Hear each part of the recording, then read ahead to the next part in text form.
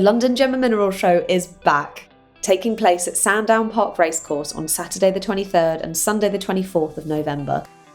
Experience the best of the crystal, mineral and fossil industry as we gather the finest specimens over 2 unforgettable days. You can discover hands-on workshops and activities, crack open your own geodes and delve into talks from the industry experts. And not forgetting that the Opal Whisperers from the Discovery Channel are back, coming all the way from Australia with some show-exclusive pieces in tow. So what are you waiting for? Join us for an immersive journey at the London Gem and Mineral Show, where traders and enthusiasts alike are invited to discover the Earth's natural treasures all under one roof. Book now at thegemandmineralshow.com or follow us on Instagram at The Gem and Mineral Show. We'll see you there. Want to discover London like never before? Step beyond the surface with WOW Tours. Explore the city's hidden spiritual secrets, walk ancient ley lines and uncover the mysteries of London's past, present and future. Brought to you by Wisdom on Wellness and led by renowned crystal author and Akashic Records reader Gemma Petherbridge, these are more than just tours. They're journeys into the heart of London's esoteric history. Book your spot today and see London through a whole new lens. Visit wowtourslondon.com for tickets. Hello and welcome to the WOW Talks podcast. In today's episode, we have got James Roffey. Now, James is a mental health PT, mindset and performance expert, and a transformation coach. And he joined us at WowFest this year to talk about the connection between mental health, well-being, and performance. And in his talk, James dives into how to build a resilient mindset, how to handle stress, and how to boost performance across different areas of your life. And he brings together practical tips and personal stories to help you enhance your mental health and to reach your full potential. So we hope you find this inspiring and enjoy. Yes, obviously my name is James Roffey. Currently I class myself as the mental health PT. And obviously my journey through mental health came in the form of a 10-year battle with an eating disorder that I had. So I'm now into my 10th year of recovery or transformation. And one of the biggest things that I talk about in these talks and obviously with my clients is about resilience. Should we go on to the next one? So what is resilience? Resilience to me, it's the ability to bounce back from adversity and grow stronger through life's challenges. Essentially, how I define it is if you have a goal in life, that no matter what happens along that journey, you don't deviate from that path until you reach that goal. And just like obviously with me and my training, resilience is like a muscle. I think resilience is taught and it's made throughout your own journey in life, and that can come through any type of trauma that you have or any life experience. So yeah, go on to the next one. Again, why is it important? To me, it is the secret weapon to constantly dealing with life's adversities. I'll try and keep my phrase PC because sometimes I chuck in a bit of a swear word while I say this, but life is always going to screw you at times. And that's not being a negative Nelly. I think the whole reason we go through life is the journeys of peaks and troughs. And it's obviously about picking yourself up and bouncing back when life is dealing you a crappy hand. And I think you have to take the rough with the smooth. And like they say about a rainbow, the only way you have the rainbow is with the rain. Something beautiful always comes out of something bad. Again, resilience, obviously, it teaches you mental toughness. It toughens up the mind. Again, like mental weightlifting. That's a corny little phrase, but it's very much true. And I think that having that ability to have resilience in your life, it helps you deal with things in a better way. Instead of having adversity and it almost flooring you, if you have ability to, it doesn't detract from who you are as a person. And I think it enables you to deal with situations in a more constructive, productive way, that your life doesn't go completely off track. And again, resilience and success go hand in hand. If you speak to any successful person, they've always dealt with setbacks, and I think resilience is very much a fundamental part of being a successful person and to enable you to be your best self. On to the next one. So yeah, a little bit about me. Like I said, I started with an eating disorder at 17 years old. I won't go into too much detail, but there was 3 traumatic life events that happened within the space of 18 months that kind of caused me to deviate from my path. It was mapped out that I was going to be a professional footballer, and at the age of 17, I was let go. Not long after that, I had to leave school because I didn't do very well in my A levels, and I wanted to go to university, so I had to leave school, go to college. And then when I started college, within the space of about 6 months, my nan was diagnosed with cancer, and she passed away within a couple of months. So it was like three big events that, for someone that was a very privileged kid that had no trauma, at the age of 17 as well, when you're going through big changes within yourself, I didn't know how to deal with it. And I just found that my life was mapped out for me, that I was going to be this footballer and earn loads of money and be successful, to within the space of 18 months, I just lost any type of purpose and structure in my life. And I didn't talk about it. And I think that's one of the big take-home things from today. And obviously for festivals that are like this, it's talking. Obviously Taylor mentioned it in his previous talk. I think the more you talk, the more that you normalize how you're feeling. And the more people that know how you're feeling, the more people that can tell you that how you're feeling isn't how everybody else sees you. You're always your own worst critic. And I think without sharing it, you internalize everything. And without someone giving you a little bit of mental clarity, you end up, well, with me, it then took up the next 10 years of my life. So my eating disorder started at 17, and it started in the form of anorexia, which was obviously the restriction of food, and it coincided with excess exercise. I was diagnosed with anorexia at the age of about 20, but by the time it was diagnosed, I was already, it sounds a bit flippant, but I was already bored of the anorexia, and the bulimia started. And that's when my health really started to take a turn. So if you go on to, I think it's the next slide, yeah. At 21, I was in Maidstone Hospital, and I was like 5.5 stone, and obviously I'm 6'4". My parents had to sign a do not resuscitate form, and obviously I was very, very close to not being here today. I never wanted to not be here. I think it was just, in a really dark way, the eating disorder became my purpose. I'd lost control over everything else, and it was the one thing that I actually had control over. How much I ate, how little did I want to eat, and then when I did eat, how much I wanted to keep down. So it was like my only way of having any real, purpose. That was I lived for my eating disorder. It stripped away everything that I had, friends, family, work. I was too ill to work. I was too ill to maintain any relationships with my friends that I knew from the age of like 11 at school.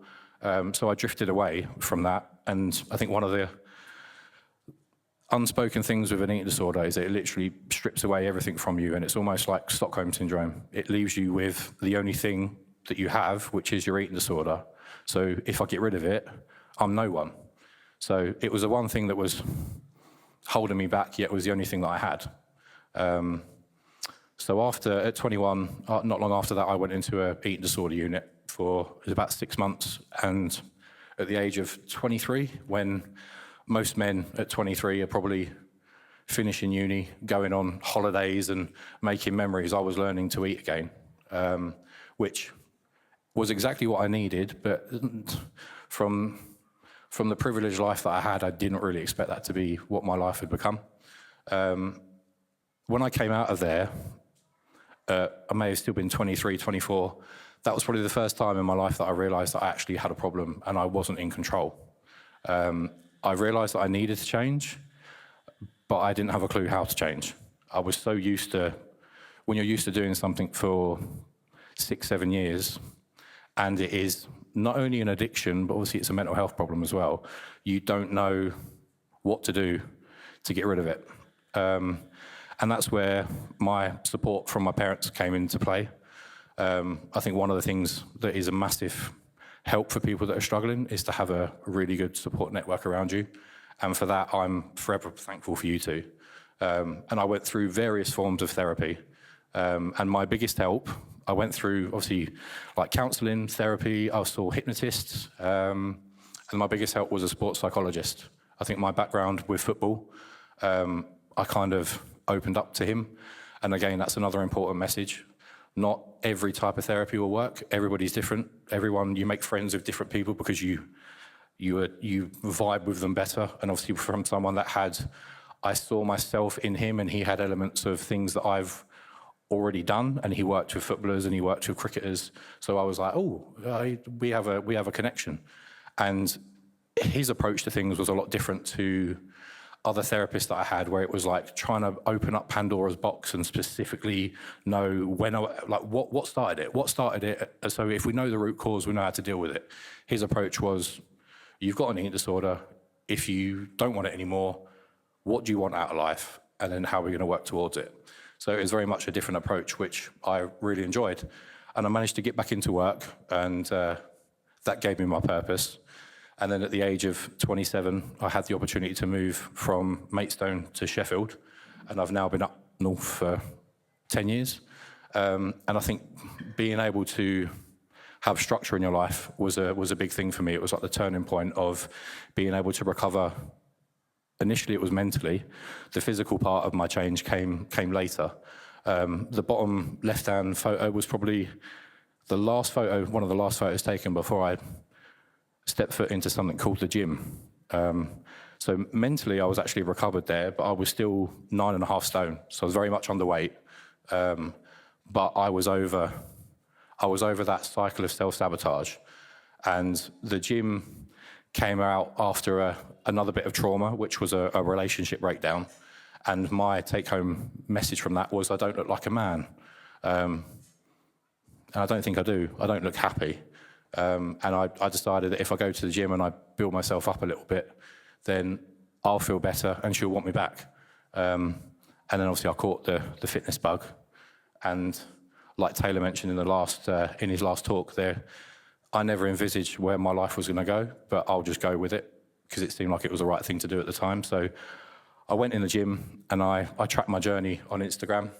Unbeknownst to me at the time, I was already on this journey of self-development. And what I did was called a public declaration, where I basically said that I'm going to post every day in the gym and showcase my transformation and like how my like check-ins to see how much I was progressing.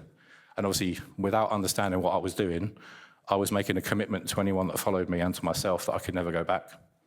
The last thing I want to be is a failure. And that was one of the take-home messages from therapy, was that I'm not very good at dealing with failure and rejection. I know nobody is, but I think obviously for me, I hated it.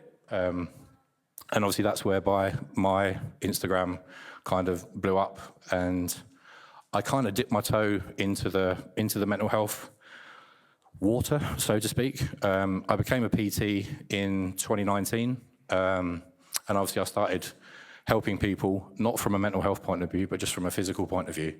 But the eating disorder was always in the background.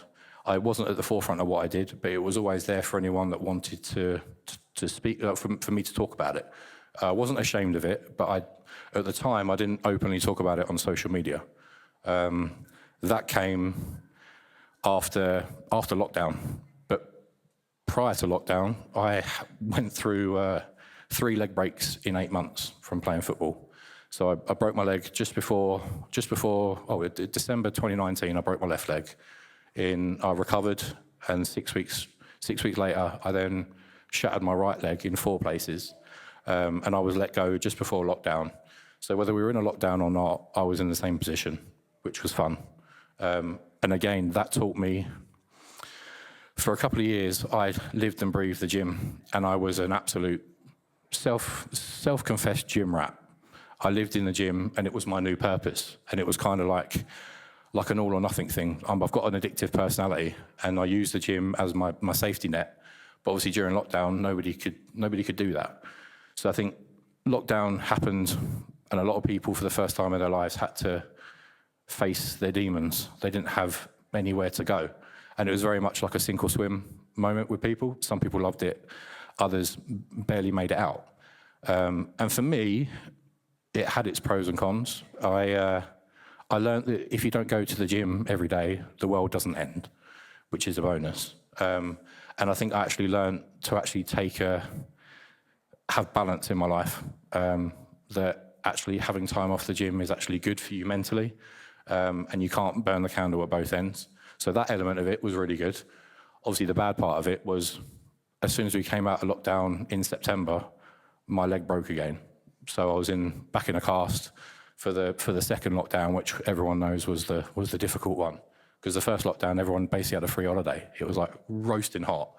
And obviously the second one was just before Christmas, and we couldn't do anything at Christmas. So it was that was probably the darkest time of my transformation. Obviously, raining, cold nights, like getting dark quicker and not really having anything to do. And I kind of played the victim at that point, like 3 leg breaks. I was thinking, like, who was I in a past life? I'm like, someone up there must hate me, because it's like, I wouldn't wish this on anyone, but can we not spread the crap around to other people? Because I think I've been through enough. But again, all that taught me was resilience. All that taught me was, it's just, the universe has seen me make a change, and it wants to see how much I really want to continue changing, continue progressing, continue like evolving. And then leading up to the end of lockdown, I had a lot of my friends speak to me about how difficult they've found lockdown. Obviously, you weren't allowed to go out anywhere, then you were allowed to go back to work, then you had to be back indoors, then you were allowed out again. So the social anxiety was massive, the depression was a lot. And that's whereby I changed my business from being a PT to an online coach. And that's when I redeveloped as James Mental Health PT. And obviously that's where I've tried to use my lived experience, which for a guy with an eating disorder it's not mainstream.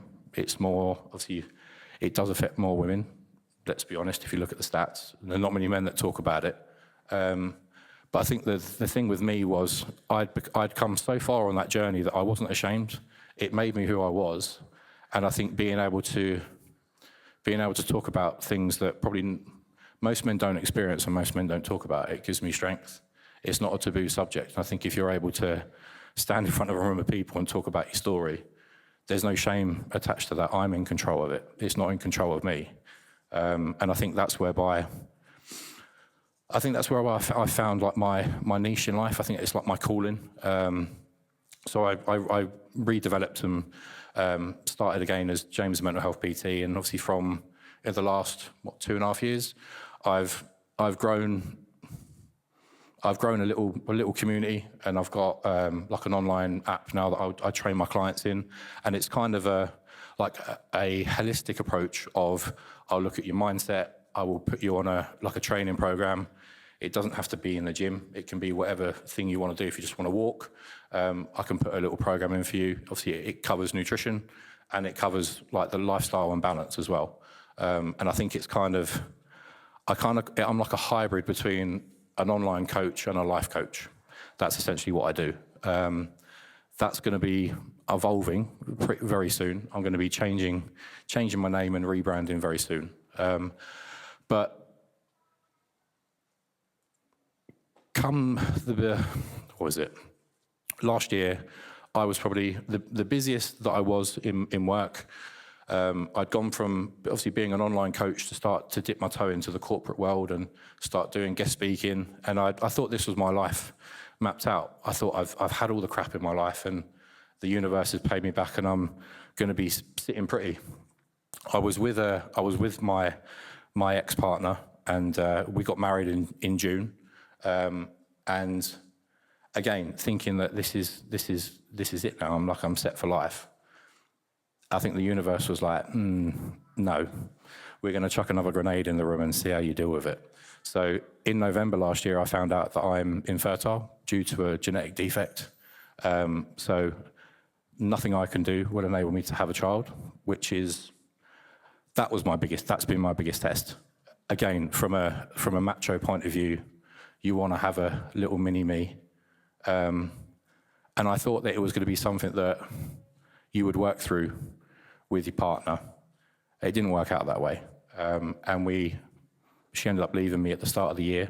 So this year's been like a real rebuilding mission for me. But the take-home message, I've gone off on next one, I think there'll be, that's kind of the before and after. I've just gone off on a tangent now. The biggest thing about all these setbacks, and it all goes back to how you deem it, what's your mindset like? Because, and I'm not one of these people that's like, any crap you have in your life, you can't just find the positive and move on. I'm not about that. We're all allowed to have times of self-wallowing and playing the victim. I think you're entitled to do that because you have to like sit with that feeling of discomfort, feel it, but then channel it in a better way. And my way of doing that is always coming up with an action plan. And my take-home message from all of this is things don't happen to you, they happen for you. There's always a positive to come out of a really crappy situation. And it's very difficult telling that to people that are in that bottom of the trough at the minute and they're trying to find their way back out because everything's really bad mindset, negative mindset. What's the point? Why should I carry on? And that's the reason why you should carry on, because you're at the bottom. The only way is up. And so what has been the positive for me after all that crappy situation is that woman sitting right there. So if you go to the next one. So throughout the whole situation, I think genuinely, I don't know if I was depressed, but when you've been delivered like the worst news you could have as a guy, and you don't get the support that you need, like I don't need people. There's no pity party, but it'd just be nice to be. It's going to be all right. We'll find a way out.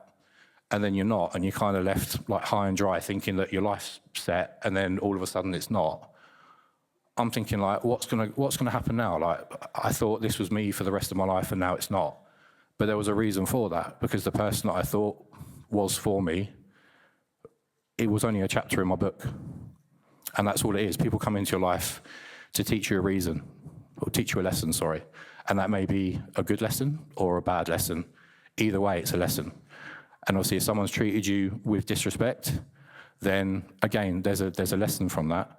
You learn to spot red flags, and then it's on you to action upon them, and don't make the same mistake twice. Or someone comes into your life for a positive reason, and they'll stay.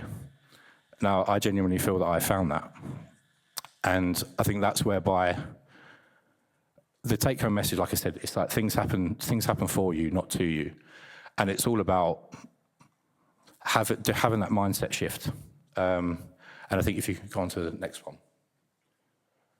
Oh, that's some pictures of my leg breaks. Yeah, it's in the wrong order. If you go on to the next one. Oh, there's me again. Doing some podcasts and whatnot. Sorry, next one. We should get there in the end. There we go.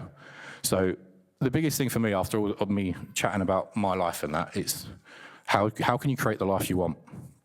And to me, within my coaching app, I focus on 4 pillars. Like I said, it's mindset, training, nutrition, and balance. But I seriously believe in becoming optimal, there are 5 key areas that will unlock your highest potential. And I know people are thinking, like, morning routine, what's that about? The reason for that is that does build resilience, it builds discipline, it builds structure into your life. And I'm a massive creature of habit, and I never actually realised that until you actually learn about yourself through trauma. So what does morning routine do? It basically, to me, it sets you up for the day. I think within my app, I have a daily checklist of things for my clients to do, and it could range from 10 to like 50 things for them to do throughout the day. And all that builds is resilience within themselves. A lot of my clients have self-confidence issues. They have very much a limiting belief within themselves that they're not good enough and they don't amount to anything. And I think if you get them to do, again, 10 to 50 things a day, that after a couple of months of them doing it, they're then doing it subconsciously, and it then becomes part of their routine, they're very much structured within themselves, and then they can push the boundaries even more about what can I do next, what can I do next? And that in itself can lead to training. So training is not in the gym. The gym is my thing, but I'm not the type of person that it works for me, so it'll work for you. I'm very much aware that that's not the case. If you like the gym, brilliant. We've got an extra thing in common. But if you like to swim, if you like to play football, if you like to play rugby, I will program something within the app that will have. There's always progression in any bit of training or exercise that you do. There's always a ways of pushing the boundaries even more. So again, there's been numerous studies in regards to being physically fit will enable you to be mentally fit as well. It gives you a sense of clarity, gives you a sense of purpose, a sense of achievement. And then also that obviously coincides with nutrition. You are what you eat. I know it's a cliche saying, but it is very true. And I think being able to, a lot of what I do, I'm not like a boot camp coach.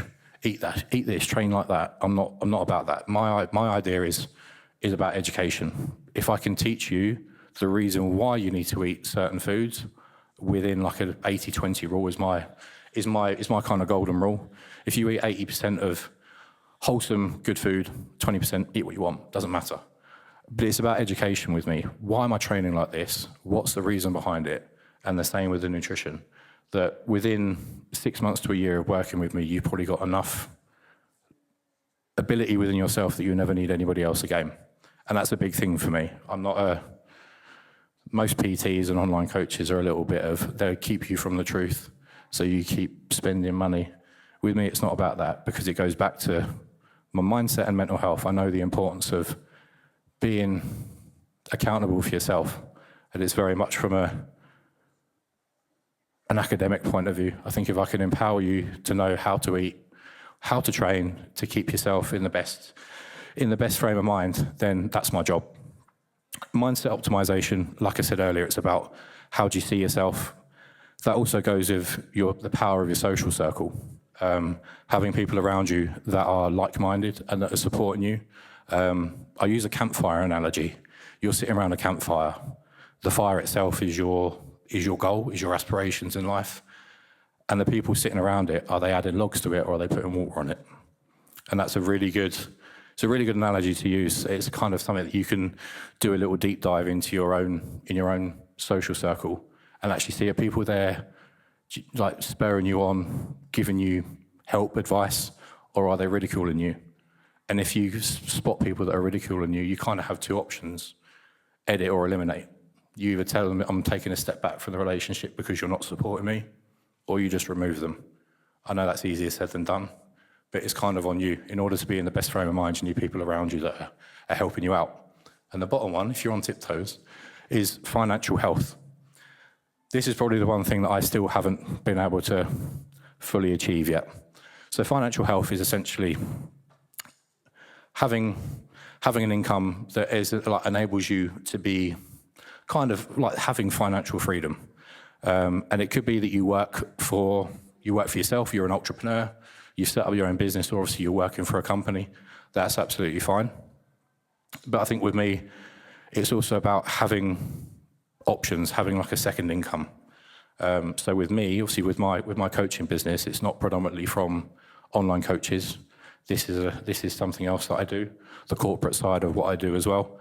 So it's almost like if you've got other revenue streams coming in as well, if something was to end, if Instagram goes down, all my online clients and whatnot, I'm going to struggle to stay in contact with them.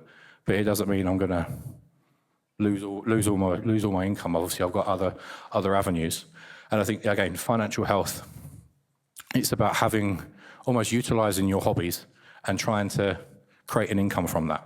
And obviously everybody's person dependent, everyone's got their own hobbies and whatnot. But I think, again, it's the final thing in life to be optimal is obviously to have financial freedom. It's a lot easier said than done. Obviously, I think we are still in a cost of living crisis. But again, it's obviously all these things are things that you continually work towards. There is no one quick fix, and it is like a spinning plates analogy. You can maybe able to narrow your training and nutrition down, but then something can happen within work, and then that can be an area you need to focus on more. But it's obviously they're my 5 key factors in order for you to unlock your best self. So yeah, I think that's pretty much me. So yeah, the top one is Instagram, the bottom one is TikTok. I don't like TikTok, but you have a presence. But yeah, the thing with me, from next month, I'm actually going to be relaunching or rebranding my name. So I'm not going to be James, the mental health PT anymore. It's going to evolve into the ultimate body and mind. I just think I want to progress this further, and I want to create a community. And I think having my name attached to it, there is a personal approach to it, but it's like small. I want to create something that could potentially go bigger than just me. And I think having an actual brand would be more advantageous to what I'm trying to do. And similar to Taylor, when he was talking about having a community, that's one of the things that I'm going to be launching as well. I don't know if anyone knows of school community. It's going to be a free resource for people that may be struggling but may not have the money to work with me and work within my app. But there will be enough information online that can kind of help people. And it's almost like the more people that are in there, more people can share ideas, hints and tips. And obviously that's where I know what it's like to be in a position where you want to change, you don't know how to change, and you may not have the money to invest in something. So this is kind of like a giving back thing, just to be able to provide little golden nuggets of information for people that can start to get the ball rolling within their life. And I know firsthand that once you get that ball rolling, it snowballs.